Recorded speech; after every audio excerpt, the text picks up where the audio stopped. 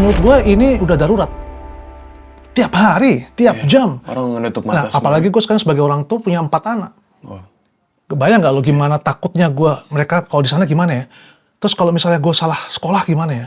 Kita tahu gitu di luar sana gitu. Kita harus membuka mata di luar sana itu banyak gitu. Orang-orang yang mendapatkan kekerasan seksual, mendapatkan kayak perundungan dan ya udah di skip aja gitu.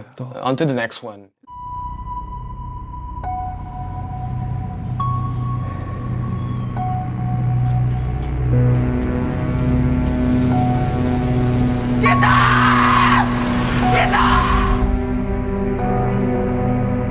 Gue marah sama Tuhan karena udah ngambil bapak gue. Anjing! Bawang lu! Gue gak tau. Gak tau apa anjing? Lu gak tau bokap bikin ala anjing?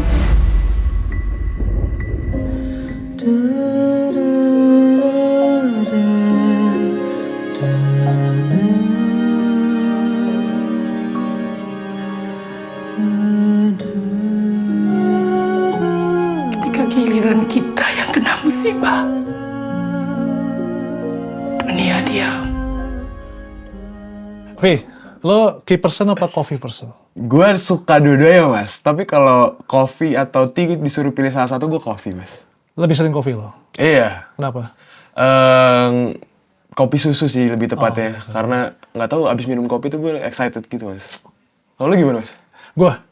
Gue dua-duanya suka sebenarnya. Oh lu suka Ya, dua-duanya. jadi tergantung kalau gue lagi pengen makan dimsum ya abis itu pasti ngeteh. Atau kalau pagi-pagi gue lagi pengen nurunin kolesterol sama gula gue ya black tea pastinya. Tapi kalau pagi dan sore itu biasanya seumur hidup gue selalu di kopi hitam.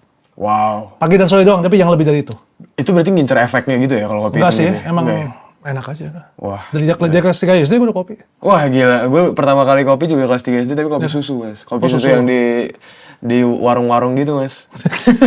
Itu pasti enak loh itu. Pasti enak kayak gitu. Mas, gue mau nanya nih mas, kenapa sih lo ngasih judul film ini Saat Menghadap Tuhan? Penasaran gue. Karena kan film ini tentang mempertanyakan ya, siapa yang paling bertanggung jawab terhadap kejadian-kejadian yang kita lihat itu, yang remaja dirundung, kekerasan seksual, terus kenapa ada remaja yang sampai merundung sedemikian teganya sampai ada yang mati bahkan gitu loh. Atau ada juga yang dari kecil mungkin ada yang kekerasan, mungkin nggak kekerasan fisik tapi verbal abuse segala macam.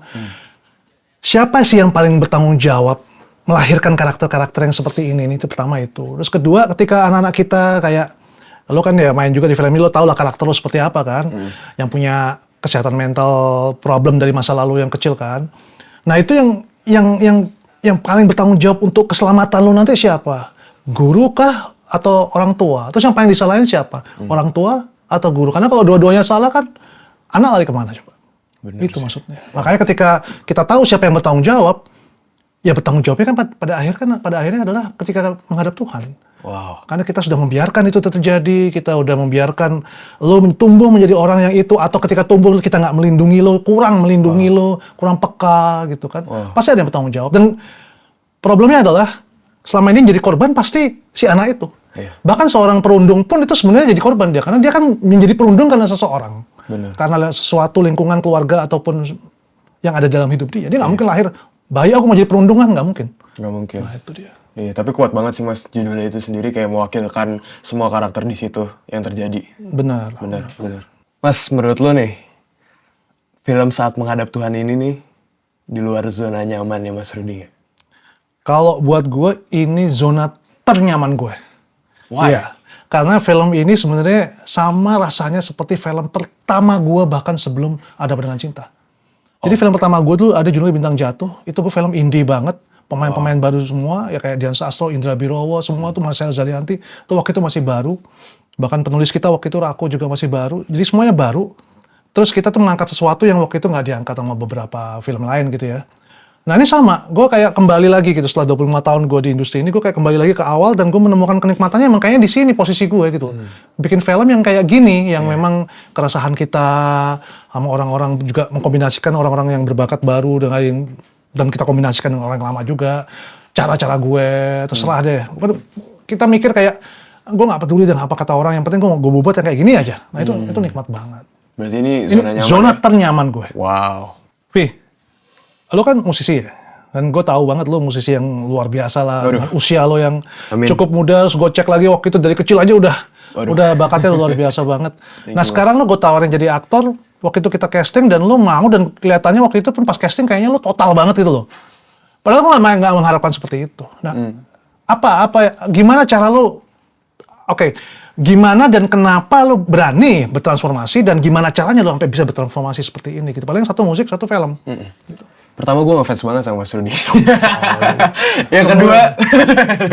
yang kedua, gue tuh suka banget tantangan, Mas. Dari kecil emang gue selalu maksudnya dapat bukan pressure ya, selalu dapat kayak Raffi sekarang main saxophone, sekarang main bass, sekarang lu main gitar, sekarang lu nyanyi, dan sekarang gue dihadepin dan gue selalu percaya momen itu selalu datang pas gitu, dan orang selalu ketemu pas gitu, nggak pernah di waktu yang salah, dan ya gue percaya jodoh itu. Jadi pas gue dapet kesempatan casting sama lo, gue yang kayak oh oke, let's try, let's read it gitu kan. Terus ya I give my best, and gue inget banget pas di momen lo kayak gini. Lo jadi main cast ya. Di situ gue kayak Itu sebelum apa sesudah lo gue suruh lari di gang? sesudah. Sesudah ya? Sesudah. Pokoknya itu terakhir banget, gue udah mau pulang, terus lu ngejabat tangan gue, terus gue yang kayak, oh, oke, berarti ini tantangan baru, ini bukan suatu pressure yang membebankan gue, tapi gue harus kayak, oh oke, let's do our best aja di sini gitu sih. Jadi lo nggak ada image tertentu yang lo mau pertahankan kalau lo musisi. Justru you go all the way ya? Yes. Mas, ngomong-ngomong perundungan nih, Mas. Di film Saat Menghadap Tuhan ini kan ngambil tema perundungan. Gue sendiri pun juga dulu waktu itu pas SD juga pernah dibully. Membuli? Iya, dibully dong. Dibully, dan ya masih terjadi gitu sampai sekarang gitu. Kenapa sih ngambil tema perundungan untuk film ini? Mungkin buat sebagian orang tuh film yang gue bikin tuh wah berat banget men. Lo angkat tuh kayak temanya berat banget segala macam. Kenapa bisa berat ya? Orang terjadi setiap hari kok. Yeah. Kalau berat ya nggak dilakukan dong. Bener. Setiap hari udah per jam, kalau hitungan research katanya itu perundungan dan kekerasan dan segala macam itu terjadi setiap jam. Wow. Korbannya juga jatuh setiap jam. Jadi kita ngomongnya lagi dilakukan di sebelah sana. Jadi sebenarnya bukan berat. Masyarakat luas saja yang menganggap bahwa itu memang sesuatu yang nggak usah dibahas. Karena terlalu heavy buat kita bahas, kita enteng-enteng aja. Sama kayak kita mau, gue mau curhat, ntar dulu gue mau lagi santai nih. Kan kadang-kadang kita ada teman mau curhat, kita nunggu mood dulu kan buat dengerin dia kan. Bener. Jadi kadang-kadang memang sesuatu yang sebenarnya memang harus dibahas, kita hindari untuk kita bahas, sehingga itu dianggap berat. Kalau menurut gue ini udah darurat. Tiap hari, tiap jam. Orang menutup mata. Nah, apalagi gue sekarang sebagai orang tua punya 4 anak. Wow. Kebayang nggak lo gimana takutnya mereka kalau di sana gimana ya? Terus kalau misalnya gue salah sekolah gimana ya? Salah guru gimana ya? Salah tempat gimana ya? Terus kalau dia nganuin orang tega gimana ya? Kita sebagai orang tua, itu tiap hari gue takutin banget gitu. Nah itu lebih menakutkan daripada hal yang lain yang ada. Karena itu untuk kelangsungan hidup anak kita kan. Dan ya usia-usia lo lah terutama gitu. Iya, kita menutup mata sih, Mas ya. Itu, aduh kasihan, gila lo. Bener. Tapi udah bisa biasa lagi. Iya. Nah itu kan gila kalau menurut gue. Iya sih, benar sih. Ngomong-ngomong, kita kenapa pakai kacamata ya? Nah, ini salah satu. Lo tau lah, maksud gue kan ada hal-hal yang orang kadang-kadang nggak bisa dikasih tahu. Bro, kita tolongin dong ini. Sok pahlawan lo atau gimana gitu kan.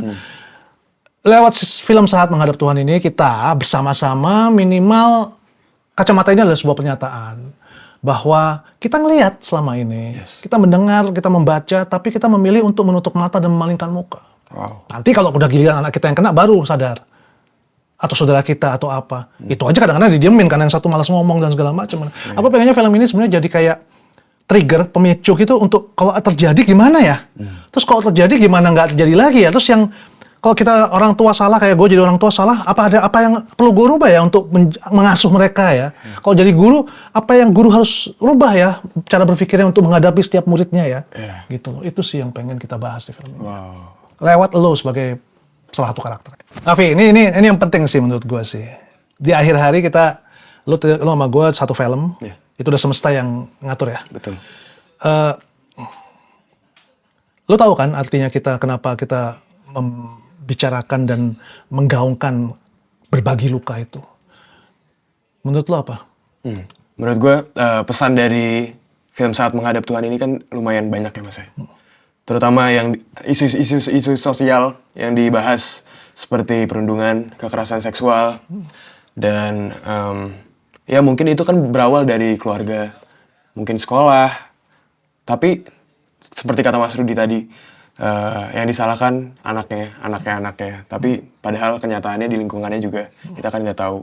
Dan di sini kalau dari sudut pandang gue, berbagi luka adalah kita tahu gitu di luar sana gitu, kita harus membuka mata. Di luar sana itu banyak gitu orang-orang yang mendapatkan kekerasan seksual, mendapatkan kayak perundungan, dan ya udah di skip aja gitu, on to the next one. And then yang gue tangkap dari pesan film ini adalah, ya gue harap film ini bisa membuka mata siapa gitu yang bertanggung jawab, kalau bukan kita gitu loh. Kalau bukan dari kita sendiri, mulai dari film ini, step by step, mungkin nggak langsung gitu, tapi slowly kita pesannya gitu nyampe gitu, untuk share gitu lukanya, maksudnya kayak perundungan dan kekerasan seksual biar orang melek gitu sih Mas. Betul. Dan mungkin ini ya, kan kadang-kadang orang kalau disuruh curhat ya nggak semudah itu ya. Betul. Mungkin lewat film bisa memicu mereka untuk Yes. berbagi sekecil apapun lukanya ya. Karena kadang-kadang gue baru sadar tuh, soalnya zaman dulu kita punya sesuatu yang kita ganjel ya, terus kita lupa kan. Tapi pas udah berapa puluh tahun kemudian kita ingat bener gitu peristiwa itu kan berarti luka sebenarnya. Bener. Padahal cuman dimarahin Oh, dikit iya. Oh, atau iya. atau gitu doang dikit gitu ya. Tapi kok nempel peristiwa itu. Nah, luka-luka itu yang kita pengen berbagi. Minimal kita dengerin lah ya. Yes. Dia mau berbagi, kita dengerin, ya kita nggak menghakimi. Ya mudah-mudahan film ini bisa menjadi ini kan kita pengennya nyari jalan keluar kan sebenarnya kan, Yeah. untuk ayo lukanya kita bagi ya, kita sama-sama ya, kita dengerin ya, kita ini. Terus abis ini kemana ya? Ada cara-cara Yeah. apa ya? Yang takut ngomong, yang takut ini gimana Setuju. dia ya? Dalam pembuatan film Saat Menghadap Tuhan nih, berapa lama sih Mas ngangkat isu-isu sosial seperti perundungan, kekerasan seksual, dan tantangannya apa sih Mas? Ya kalau gue waktu itu awalnya kan karena kita udah resah banget ya, takut, resah, dan kayak wah ngeri ini kalau nggak ini nih, gue ngomong nggak bisa, ini nggak bisa gitu kan. Gue 4 anak soalnya yang gue harus pikirkan, dan gue udah bener belum yang ininya ya. Nah itu makin hari kan makin ganggu tuh. Nah itu gue tulis pelan-pelan dalam bentuk peristiwa-peristiwa doang, sehingga suddenly ada banyak kabar-kabar berita mengenai bapaknya secara seksual kekerasan anaknya, gini, perundungan, ada yang mau mati. Waktu itu ada beberapa kasus makin kesini makin kenceng. Itu makin takut gue, karena makin takut gue tulis lagi aja tuh sampai menjadi mapping gitu. Oh, gue lihat tuh di IG lu ya, footnotes gitu ya. Notes mapping aja dulu, mapping belum jelas nanti urutannya apa. Karena suddenly gue jadiin satu, kemudian lu tau lah waktu itu kan udah sempat menjadi satu full script ya, yang ditulis sama Jemima waktu itu sama gue. Kenapa gue butuh orang lain untuk menulis? Karena supaya gue berdiri di pihak yang netral. Jadi gue itu yang giniin, tapi Jemima yang nulis supaya dia merangkai menjadi orang yang lain, yang gue juga melihatnya sebagai orang lain gitu loh. Supaya nggak terlalu deket. Kemudian nyampe ke lo, itu cukup lama itu kan, mungkin sampai ke level yang gue pilih lo aja dan kita simulasi itu kan cukup lama lah. Karena terlalu banyak jalan untuk menuju ke sana. Betul. Untuk menyampaikan kayak gini kan banyak banget caranya. Betul. Tapi yang paling tepat yang mana nih gitu loh. Terus kalau kayak gini kira-kira yang main seperti siapa dan kayak apa gitu kan. Nah udah pas udah sampai ke lo kan, tuh skrip kita bongkar lagi kan. Supaya lo-nya bisa masuk memberikan nyawa terhadap itu. Ya lo ceritain lah gimana lo masuknya ke situ kan. Waktu itu kan gue kasih skrip, dan kita bongkar lagi. Habis itu kan gue lempar ke lo kan. Udah kasih nyawa ke situ kan. Bener. Awalnya tuh gue kesusahan banget Mas. Susah loh. Iya, karena gue masih jadi Raffi gitu Mas, gue ngerasanya. Dan gue nggak ngerasa, oh peristiwa-peristiwa ini ngubah gue gitu. And then Hamin 2 minggu kalau nggak salah itu gue ngerjain PR nih. Ngerjain PR kayak, oh karakter ini nggak bisa nih terlalu senyum. Karakter ini punya trauma masa lalu, nggak bisa nih kayak gini-gini. Iya waktu itu sempet ini ya.